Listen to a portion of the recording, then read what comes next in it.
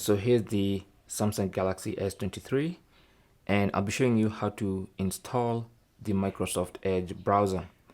So if you love using Microsoft Edge and you want your bookmarks, your browsing history, and all your Microsoft Edge browsing experience onto your phone, then you can install Microsoft Edge right on your Samsung phone.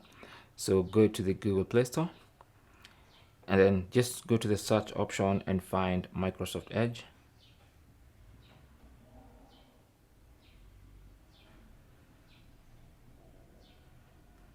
Just search for Microsoft Edge like that, and you should find the app there available from the Microsoft Corporation. So make sure you check that it's from Microsoft Corporation, and then all you need to do is tap on install and just wait for the browser to install. Once the installation is complete, you can tap on open to launch the app, or in future you can just go to the app screen and you should find the Microsoft Edge icon and you can launch the app from there.